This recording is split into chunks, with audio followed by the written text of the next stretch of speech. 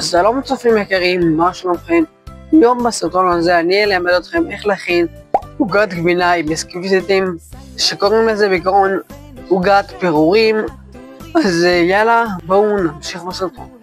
אז אנחנו צריכים לעוגת גבינה, אנחנו צריכים 250 גרם ביסקוויטים, 250 גרם גבינה לבנה, 4 כפות פודינג ו2 כפות סוכר וכוס חלב אחת וגם תבליט אינגליש קייק.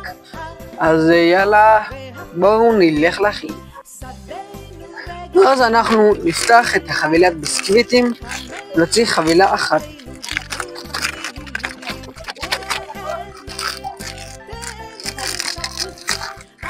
אחרי שפתחנו את החבילת ביסקוויטים, אנחנו ניקח את החלב ואת הכוס ומכניסים ככה, מזגים ככה.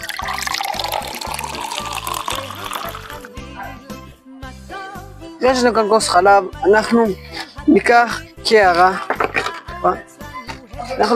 קערה, ואת הגבינה, את הקערה ואת הגבינה, יש פה גבינה, חבילה אחת של גבינה,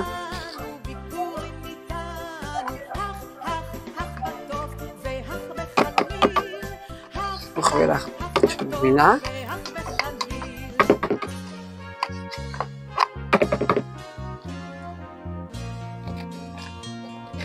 ואחרי זה אנחנו נשפוך, נשים 4 כפות פודינג, 1, 2,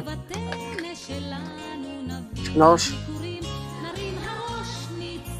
4. אחרי ששמו 4 כפות פודינג, נשים 2 כפות סוכר,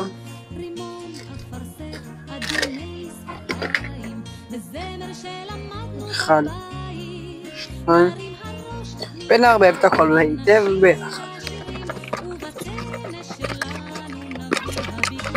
מערבבים עד שיצא מרקם מתוק.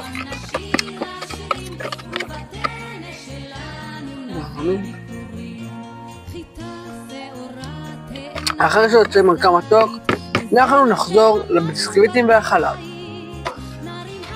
ניקח תבליט אינגליש קייק אחת, וניקח ביסקוויט אחד, צבול היטב החלב ונפרוס ככה. ככה חוזרים על הפעולה שוב ושוב ככה.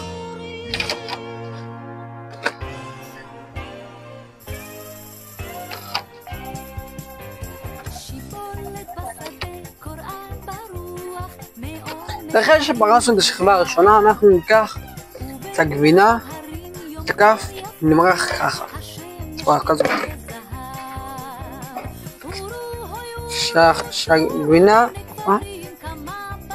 שהגבינה תהיה על כל העלם. יכול להיות קשה אם הביסקוויטים טובים מדי, אבל זה לא נורא.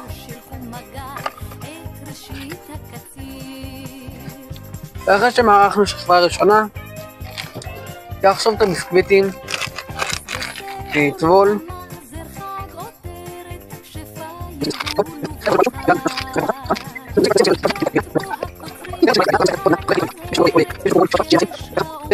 שמים עוד שכבה.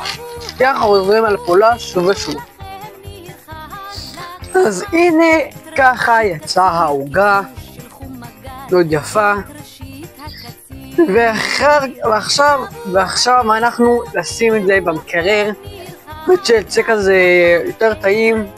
אז בואו נכסה את זה בצלופן, את זה אתם לא חייבים, וגם לא נראה לי שאתם חייבים לשים את זה במקרר, פשוט זה, לפי דעתי, זה יהיה יותר טעים שזה קצת במקרר, שזה קר יותר.